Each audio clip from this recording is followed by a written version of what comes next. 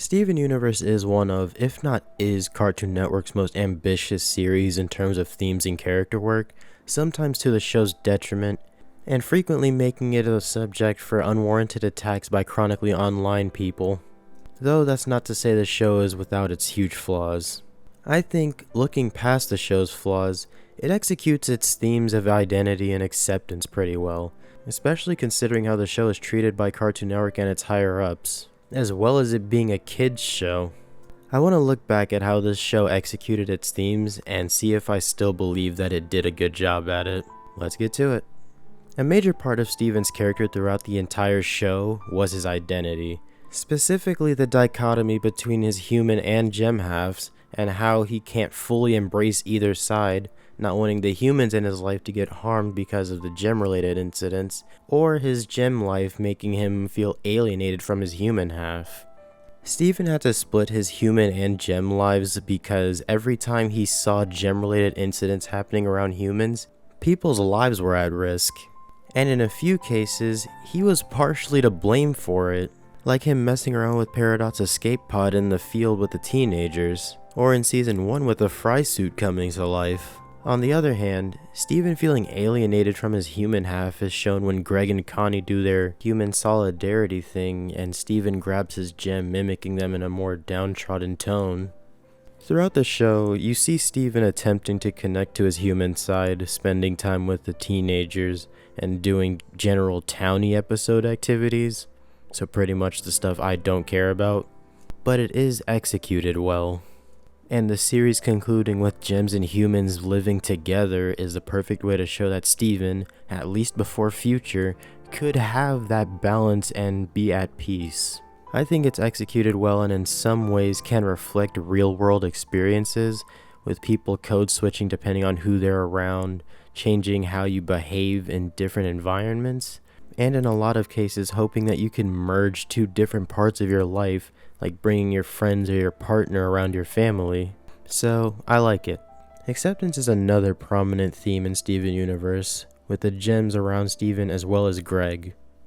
All of them had to accept developing parts of themselves as well as the people around them. Peridot is a great example of this in this show, with her starting off as an antagonist and developing into a crystal gem and earning the group's respect and acceptance, as well as Lapis's forgiveness. From her introduction to her slowly becoming an ally of the crystal gems and finally having the stars in the finale, she grew as a character and saw through the propaganda that the diamonds created and accepted a new path for herself and embraced it, becoming part of the Crystal Gem B team. There is also Amethyst learning to accept herself and her flaws, instead of always comparing herself to somebody like Jasper who's seen as the perfect version of what Amethyst is. Seeing the things about yourself that might come off as flaws like height, muscle mass, your voice, or whatever else, being what makes you unique, embracing it, and understanding that those quirks are what makes you you, was pretty well handled through Amethyst's character arc. Once she was able to accept what she viewed as her flaws, instead of allowing herself to be a victim of her circumstance, she was able to overcome her weakness and defeat Jasper with Steven's help as Smoky Quartz. For the most part, Steven Universe showed acceptance pretty well. One of the instances where I think it fell short though was dealing with Lapis. And it's not that it didn't feel real, it's that it was executed in a very real way, but that real way doesn't translate well to a good show. She was a fence sitter since she unfused with Jasper. She wasn't a crystal gem, but she didn't antagonize them like Homeworld gems usually do, which could have been grounds for a great character arc. It's that it went on for way too long for a television show. Her arc needed to be wrapped up within 2 seasons of her coming back, but that's also part of a general issue I have with Steven Universe, with Rebecca Sugar treating her characters as real people and not as characters in a story that need to develop and fulfill their roles in a story. But I'll get to that in a later video at some point.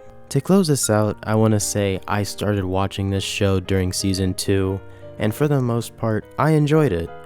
I saw the lessons of the show and saw the safe space it provided for people. Even when the show stumbled at the end, I still saw what it was going for, even though I thought it wasn't done well. I do think the show executed its themes pretty well for the most part, showing multi-layered characters growing and developing as the series went on, and showing the complexities of the human experience, and what looking at yourself and growing from your experiences and environment can look like. That's what I've got for this video. I'm curious what your thoughts on Steven Universe are, and if you think it did well in representing its themes, or if you think it fell short. Leave your thoughts down below. If you like this video, check out another one. If you like the other video, I encourage you to subscribe. That's all from me today. Have a nice day, and I'll catch you in the next video. Take care.